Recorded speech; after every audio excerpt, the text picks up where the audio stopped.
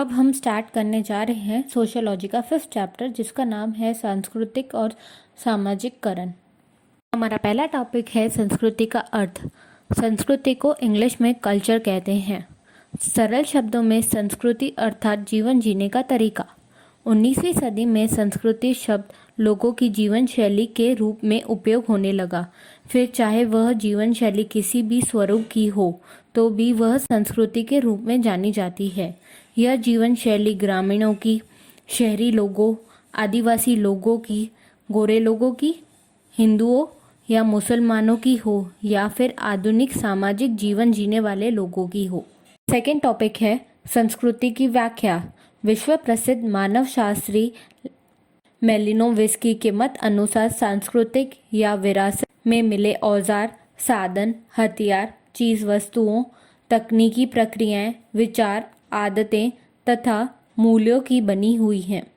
समाजशास्त्री टेलर के मत अनुसार समाज के सदस्य के रूप में मनुष्य द्वारा प्राप्त ज्ञान, मान्यताएं, कला, कायदे कानून, नीति नियम, रीति रिवाजों तथा अन्य सभी शक्तियों तथा आदतों का बना संकुल अर्थात संस्कृति। संस्कृति के 6 लक्षण हैं। पहला, संस्कृति जीवन शैली है। सेकंड, संस्कृति यह सीखा हुआ व्यवहार है। थर्ड, संस्कृति मनुष्य के समाज जीवन की शुरुआत, पैदाइश है। फोर्थ, सातत्य, विकासशीलता और परिवर्तनशीलता वाली है। फिफ्थ, संस्कृति हस्तांतरित हो सकती है। हस्तांतरित मतलब ट्रांसफर। सिक्स्थ, सांस्कृतिक का संरक्षण हो सकता है। अगला टॉपिक है संस्कृति के प्रकार। समाजशास्त्री ऑकबर्न ने संस्कृति को 2 भागों में बांटा है। पहला है भौतिक संस्कृति, दूसरा है अभौतिक संस्कृति। भौतिक संस्कृति अर्थात संस्कृति का भौतिक सामग्री संबंधित पक्ष, जो हम देख सके, स्पर्श कर सके, वह सब भौतिक संस्कृति है। मनुष्य अपनी आवश्यकताओं की पूर्ति के लिए सभ्यता के प्रारंभ से भौतिक वस्तुओं का उत्पादन किया है। समाजशास्त्री रॉबर्ट बस्टीडर ने भौतिक सामग्री, यंत्रों, साधनों, बर्तनों, मकानों, मार्ग, पुल, कलाकृति, वस्त्र, वाहन, रेल पटरी, दवाएं आदि का समावेश किया है। मनुष्य के अस्तित्व में यह सभी भौतिक सामग्री महत्वपूर्ण भूमिका निभाती है। इस सामग्री को प्राप्त करने के लिए मनुष्य प्रयत्न करता है। इस प्रयत्नों को प्राप्त करने के कारण मनुष्य के दूसरे मनुष्यों के साथ संबंध मजबूत होते हैं। अभौतिक संस्कृति। समाजशास्त्री ने अभौतिक संस्कृति को भी उतना ही महत्व दिया है जितना कि भौतिक संस्कृति को। अभौतिक संस्कृति ऐसे तत्वों की बनी है जिसमें भौतिक अस्तित्व नहीं होता। अभौतिक संस्कृति को 2 रूप में बांट सकते हैं। पहला है बोधात्मक, दूसरा है मानदंडात्मक। बोधात्मक अर्थात प्रकृति में से कृतियां बनाने का कोई एक निश्चित साधन का उपयोग किस तरह करना, इस संबंधी ज्ञान। दूसरा मानदंडात्मक। मानदंडात्मक संस्कृति नियमों, मूल्यों और मान्यताओं की तथा विचारों और वस्तुओं पर समाज द्वारा बनाए ऐसे करो और ऐसे न करो के संबंधित निर्णयों से बनी होती है। संस्कृति का टॉपिक यहीं खत्म होता है। अब हम नया टॉपिक देखेंगे जिसका नाम है सभ्यता। इंग्लिश में उसे सिविलाइजेशन कहते हैं। सभ्यता अर्थात प्राप्त की हुई जीवन से जुड़ी हुई ऐसी सभी बातों का समूह और सामाजिक व्यवस्था जो मनुष्य को अन्य प्राणियों से अलग करती है। उदाहरण, सिंधु घाटी सभ्यता। संस्कृति और सभ्यता के बीच अंतर प्रस्तुत करते समाजशास्त्री मैकाइवर बताते हैं कि समाज की मूल्यांत्मक सर्जन संस्कृति है। उदाहरण, साहित्य, शिल्प, कला आदि। हम जो हैं वह सभ्यता और हमारे पास जो है वह संस्कृति। सभ्यता का कार्यक्षेत्र। सभ्यता के कार्यक्षेत्र को 2 भागों में बांटा जा सकता है। पहला है यांत्रिक संगठन तथा दूसरा सामाजिक संगठन। यांत्रिक संगठन में भौतिक तथा टेक्निकल साधनों का समावेश होता है। एग्जाम्पल के रूप में परिवहन का साधन, टेलीविजन, गाड़ी, पंखे, रास्ते, रेल आदि का समावेश होता है, जबकि सामाजिक संगठन मनुष्य के व्यवहार तथा विकास का नियम करता है। उसमें समूह, परिवार, सामाजिक आंदोलन, जाति तथा वर्ग व्यवस्था जैसी सामाजिक तथा आर्थिक संस्थाओं का समावेश होता है। लास्ट टॉपिक है हमारा सामाजिकरण, जिसको हम इंग्लिश में सोशलाइजेशन भी कहते हैं। समाज की रचना करने के लिए मानव संबंध अति आवश्यक है। यह संबंध मनुष्य के बचपन से ही शुरू होते हैं और मनुष्य के जीवन के अंत तक चलते रहते हैं। इन संबंधों की विकसित करने की प्रक्रिया को सामाजिकरण कहते हैं। सामाजिकरण का अर्थ, सामाजिकरण एक प्रक्रिया है। यह प्रक्रिया मनुष्य के जीवन काल तक सतत चलती रहती है। सरल शब्दों में कहे तो जैविक व्यक्ति को सामाजिक व्यक्ति बनाने वाली प्रक्रिया।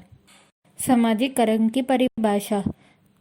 किंग्सले डेविड के मत अनुसार नवजात बालक का सामाजिक व्यक्ति के रूप में निर्माण करने की प्रक्रिया को सामाजिकरण कहते हैं। हॉटन एंड हैंड के अनुसार सामाजिकरण एक ऐसी अंतःक्रिया की प्रक्रिया है जिसके द्वारा व्यक्ति अपने समूह के मानदंड अपने जीवन में उतारता है, जिसके परिणाम में एक विशिष्ट स्व जन्म लेता है। सामाजिकरण के वाहक। व्यक्ति के जीवन में बचपन से लेकर अंत तक अनेक एजेंसीज उसका सामाजिकरण करती है। उनमें परिवार, मित्र, समूह अर्थात विद्यालय विशेष उपयोगी होते हैं। अब हम इन एजेंसियों की भूमिका समझेंगे। पहला है परिवार। विश्व की तमाम संस्कृतियों में परिवार सामाजिकरण की नींव और महत्वपूर्ण माध्यम है। बालक सर्वप्रथम परिवार से ही संपर्क में आता है। माता पिता और भाई बहन के संबंधों द्वारा बालक एक जैविक व्यक्ति से सामाजिक व्यक्ति बनता है। अधिकतर संस्कृतियों में कुटुंब में माता की भूमिका सामाजिकरण की प्रक्रिया में महत्वपूर्ण भूमिका निभाती है। माता या पिता का प्रेम, वात्सल्य, शाबाशी आदि बालक के मन में सामाजिक तथा मानसिक सलामती की भावना उत्पन्न करते हैं, जो व्यक्ति के व्यक्तित्व विकास में महत्व की है। परिवार बालक को उसके व्यवहार के लिए मार्गदर्शन, रचना और निश्चित और स्पष्ट मानदंड की पूर्ति करता है और वह मानदंड समझाकर या दबाव में अमल करवाता है। बालक को अपने भाई बहनों के साथ समानता के संबंध परिवार से ही मिलता है। परिवार बालक को समाज नींव के मूल्य, मानदंड और व्यवहार का तरीका सिखाता है। परिवार उसे समाज के लोकाचार, परंपरा आदि का ज्ञान देता है। इस प्रकार परिवार बालक को सांस्कृतिक विरासत की सबसे आवश्यक और सभी महत्वपूर्ण बातें सामाजिकरण द्वारा सिखाता है। मित्र समूह। बच्चे के सामाजिकरण के लिए परिवार के बाद दूसरी एजेंसी है उसका मित्र समुदाय। परिवार से बाहर निकलते ज़्यादातर बालक अपना टाइम अपने मित्रों के साथ गुजारते हैं। इसे मित्र समूह भी बालक का सामाजिकरण करता है।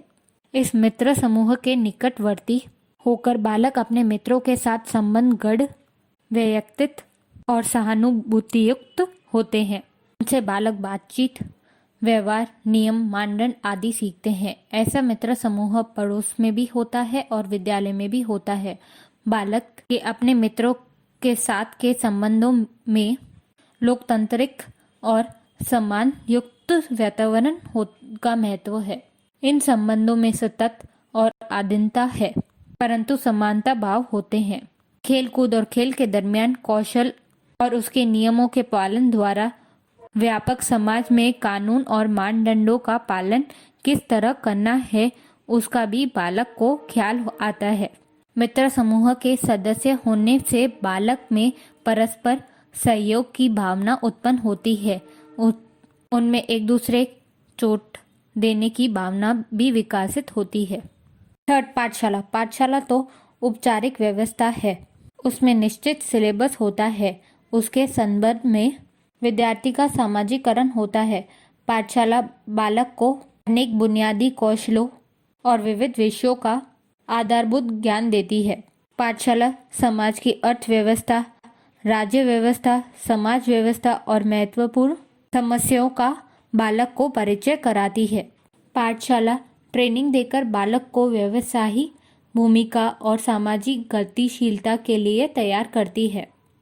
पाठशाला सिलेबस द्वारा बालकों को अलग अलग आचार विचार और महत्वपूर्ण व्यक्तियों से मुलाकात करवाकर विविध अनुभव देती है। इस प्रकार एक औपचारिक माध्यम के रूप में पाठशाला नई पीढ़ी के सामाजिककरण में महत्वपूर्ण भूमिका निभाती है। बीच में ही पाठशाला छोड़ने वाले बालक पाठशाला द्वारा होने वाले सामाजिककरण के लाभ से वंचित रहते हैं। 4th, समूह माध्यम, मास मीडिया। 18वीं सदी के अंत से लेकर आज पर्यंत विश्व में अखबार, सामाजिक जैसे मुद्रित माध्यमों का अविरत विकास होता रहता है। वर्तमान समय में दूरदर्शन तथा इंटरनेट जैसे साधनों ने जानकारी तथा मनोरंजन प्राप्त करने के तीव्र तथा प्रभावकारी सुविधाएं उपलब्ध कर दी हैं।